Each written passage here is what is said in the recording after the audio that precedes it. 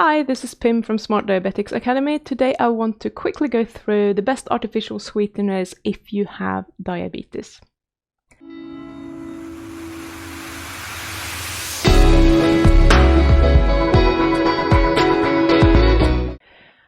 When it comes to artificial sweeteners, there are a few different types of artificial sweeteners if you like, and the first type that I want to talk about is the 0-calorie sweeteners. So these can be either artificial or natural, and neither of these themselves actually have any impact on your blood sugar, not direct anyway. And the artificial ones are things like Splenda, or which is sucralose, aspartame, ACE, those kind of things, and they are most likely very safe when it comes to how your blood sugar reacts to them, okay? But from a health perspective, I wouldn't recommend that you use these at all, because they are chemicals and our bodies don't know how to metabolize them and how to handle them. And we don't really know how all of these chemicals affect us, and sometimes they are acting in synergy with other chemicals as well, so it might depend on what else is in the mix. They might be able to bind to your DNA, they might be able to bind to your to proteins in your body or to other sugars and cause some harm that way and inflammation. So I would really caution you to not use these kind of artificial sweeteners very often at all. For occasional use, they might be okay, they probably will be okay. So let's say you have one diet soda every month or something like that, probably gonna be fine. But if you're gonna do it on a daily basis, I would really like you to look for a better type of sweetener and not an artificial one. Which leads me to the sugar alcohols, for example. So this is a class of alcohols. They always end with an OL, so that would be xylitol, erythritol, sorbitol, maltitol, those kind of things, and you probably recognize a lot of those names. And these can affect your blood sugars. You always need to check it with your glucose meter, or if you have a CGM, so that you know what is happening when you consume these. But not every person will notice something, because we're all different and some people don't react to these. So it's really important that you do check this, especially if you haven't had it before and if it's a new sweetener that you're going to use on a regular basis. So that's kind of important to know. And having said that, there are a couple that shouldn't affect your blood sugar very much, and that's erythritol and xylitol.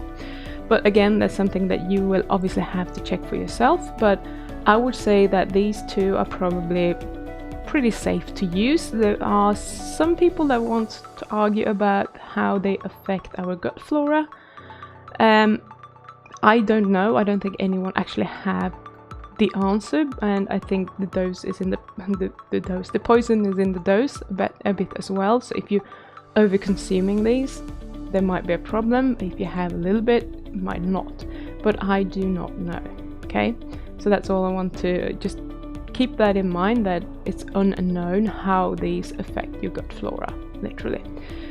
And with that said, you also might want to be a little bit cautious with the dose. So if you eat too much of them, they might draw in a lot of fluid into intestines, which will give you a diarrhea. So everyone has their tolerance, and I know for me, I can actually consume quite a bit of erythritol without any effect. If I do the same with xylitol, it's not so good. So you will have to try that for yourself. And that is one of the reasons that I actually have erythritol at home, but not xylitol. The second reason is that xylitol is not safe for dogs, but erythritol is. And although I doubt they would eat just erythritol if I dropped it on the floor, you never know which schnauzers. They are kind of garbage guts. So who knows? I'm rather safe than sorry. And the last type that I want to talk about is kind of plant extracts. So that would be things like stevia or monk fruit, for example. So these are both coming from plants. They are found in nature. They are totally natural. They just extract from the plants. So that's the alkaloids and stuff that they actually extract from there that will give you that sweet taste. I think that they work really well for me. I have tried monk fruit, and many people say that they prefer that because there is no aftertaste. I do use stevia regularly though, because it's more affordable, but I do mix it with erythritol, and that kind of takes away that aftertaste a little bit for me. So that works really well for me. However, I have had people tell me that they do get side effects from using stevia, like headaches and that sort of thing. So I want to caution you a little bit and just pay attention to, whenever you start a new sweetener that you haven't had before, just pay attention to what's happening, how you're feeling in your body, and obviously your blood sugar as well. Now, I don't know if these people have just used a pure stevia extract when they got these signs and symptoms. It could be that it's a premix with something and there's something else mixed in there that give them that response. I don't know, but better be safe than sorry. Just kind of pay attention, see what happens, and if you do get some sort of bad symptoms from using any kind of side effects, then please don't use it. And another thing that you need to look out for, especially if you do go to the supermarket where they have all these brand names and stevia this, stevia that, and stevia big granules, small granules, powder, whatever it is, just check the labels.